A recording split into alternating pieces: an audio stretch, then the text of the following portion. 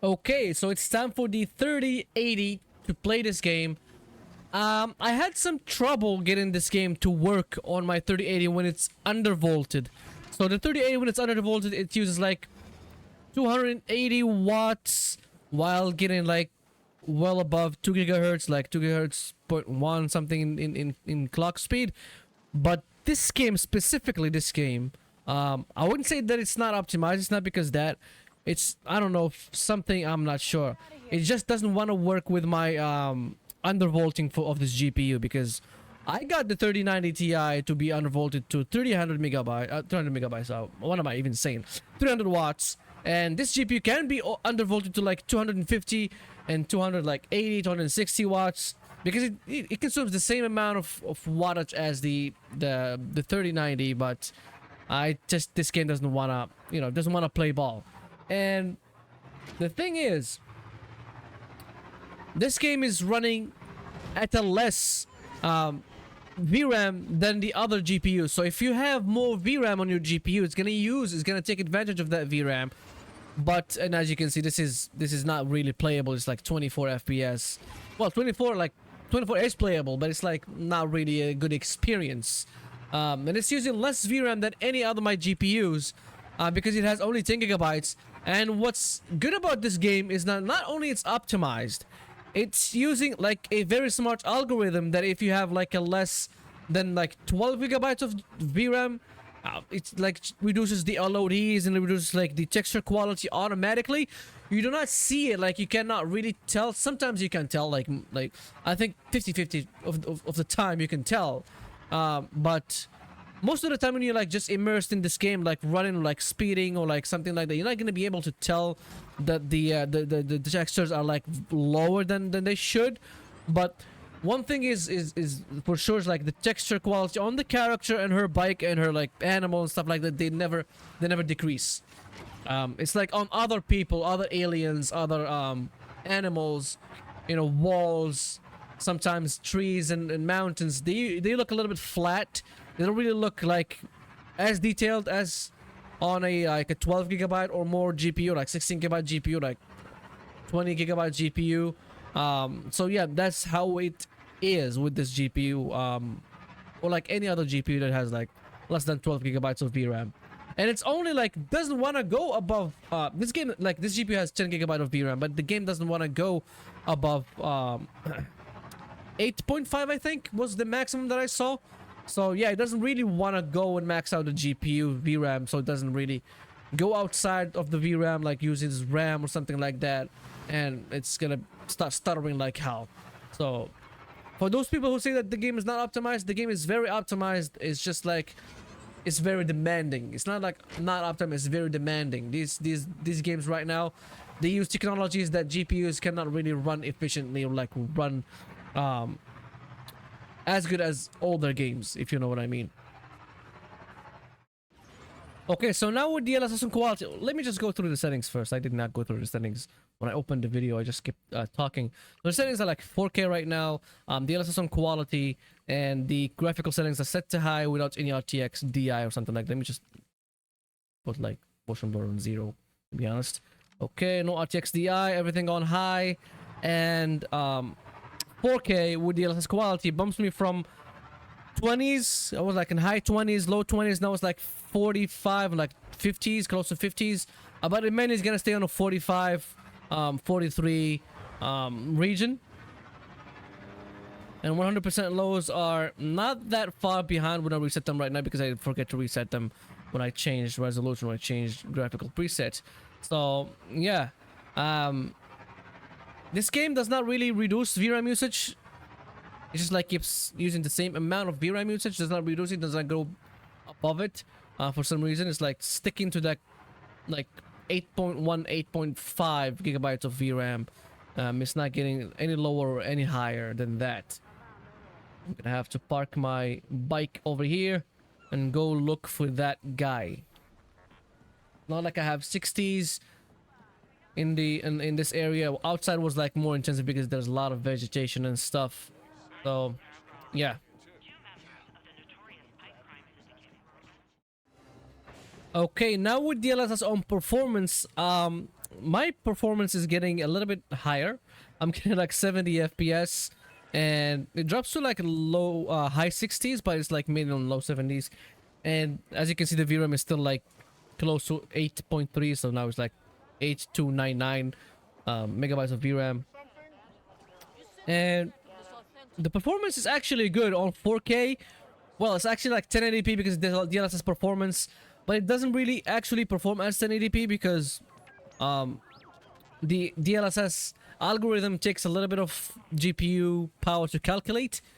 So yeah, it's like 10, I'm not 10, I mean 2 to 5 FPS difference between them, but it's like way better than just 1080p. Okay, now for the frame generation mod, I'm gonna be using DLSS on with frame generation, and let me just give it a little bit of time to realize that it's actually using DLSS with frame generation. Oh, my mistake. Okay, they're not gonna let me in. I'm just gonna have to sneak in somewhere. So now I forgot that I was playing this game. Now I'm getting 116 gigabyte. 116 gigabyte. 160 FPS. Let me just reset the 100% lows. And yeah, I mean with the 3080, there's a little bit of ghosting, as you can see. There's like a little bit of ghosting all around the character. There's no ghosting around anything else. Like even the HUD elements, like the opportunities nearby and the bike syndicate district on the like right top, or like the small icons of U and B and Q, they're not really flickering like ghosting, but the actual character, only the character. I'm not sure if the animal, no, the animal's not flickering. Only the character, when it moves, there's like a ghosting around her, like a type of flickering around her, which is I mean not very bad. I mean if you really don't pay attention to that, it's playable because it's like a fucking 100 FPS. But yeah, it's how it is right now. This game specifically does not allow them. It's not does not allow. It's like it doesn't work well with the mod. If there was like an update to this mod, probably in the future, I'm not sure. But this mod, like, it's like it runs DLSS frame generation on any GPU. Any RTX GPU, not any GPU, like any RTX GPU, 20 or 30. So yeah, I'm not sure where to go, to be honest. I'm just looking for like an entrance or like a shaft or like something where I can sneak into this Pike Syndicate and steal something from them. But I don't know. I cannot see anywhere. Okay, now I found a slit through the wall where I had to like squeeze in and go in the bike district. And now with 1440p, this is 1440p. Let me just go. So this is 1440p. We don't need nothing, like just AA with no frame generation. It's giving me close to 80 FPS. Well, outside, this is like an inside area kind of thing. Outside, where the volumetric lighting and stuff is gonna be more apparent, and like the vegetation and stuff, it's gonna be less than probably 70. It's gonna be like 60 or something, like in low 60s. But yeah, now it's giving me like 70 FPS and more. Sometimes it creeps up to the 80s. I just have to sneak in so that nobody sees me, steal something, and get the hell out of this place. Oh, I have to override the lock. Let's see here. Okay. Okay, first try. Good. Okay, blaster parts. Can I override this? I don't really need that. I'm just gonna look for the blaster parts. Oh yeah, found it. This will work. And as you can see, the VRAM does not really change much. It's like whatever resolution, whatever DLSS quality you have, it's just gonna keep the same amount of VRAM. So now with DLSS on quality or with 1440p, it's giving me 100 FPS, the same as like frame generation with DLSS Performance on 4K. and yeah, it's not really dropping that VRAM that much. I don't think that it's gonna ever drop VRAM, like ever, from like 8 gigabytes. But yeah, the game still, I mean, still looks good. It does not look very bad. The implementation of DLSS is like okay, but the implementation of AMD is like very trash. That implementation of AMD's FSR is like, it's just not good looking. It just looks like trash, like literally trash. And I think because I'm not sure, I don't want to say that, but I'm gonna say it. Nvidia has a hand in this game, because you cannot really use FSR 3 with frame generation with DLSS, you know, hand to hand and cooperating both of them. You have only to choose one. Either use DLSS and not use frame generation if you have a 30, or either use FSR and have like really trashy FSR implementation, and use frame generation that way natively. So now out here in the wild, even DLSS on performance only gives me 80 FPS, sometimes high like 70s.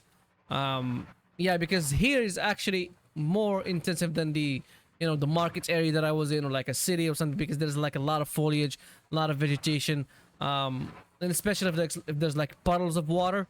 If there's a puddle, it's gonna look good, but it's gonna really affect performance. It's gonna like make the performance go dunk down to like probably 50s or 60s, even with DLSS on performance. And yeah, because this game does not really disable ray tracing, you can only turn it down.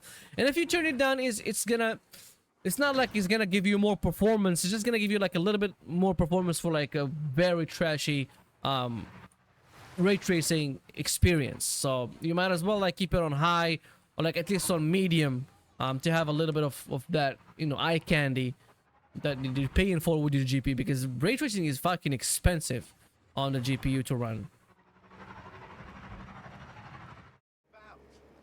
Okay, now I'm gonna go and enable DLSS frame generation, but with DLSS quality instead of performance frame generation, and we'll see how it's gonna run. The screen just turned black. It came back again.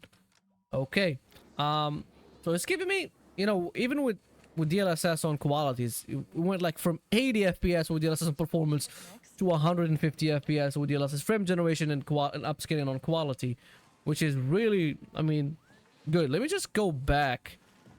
So it drops from 150 to 125, but still 125 is like 50 more than like 180. Well, 45 more than 180, than 80, not 180.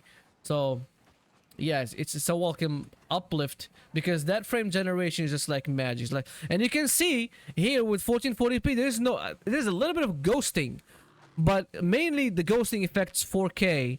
And on 14, if you have this GPU and like play it on 1440p, frame generation is not gonna look bad for you. And congratulations. I don't have a 1440p panel, but yeah, frame generation on this exact resolution does not look bad. It looks really actually good instead of looking bad.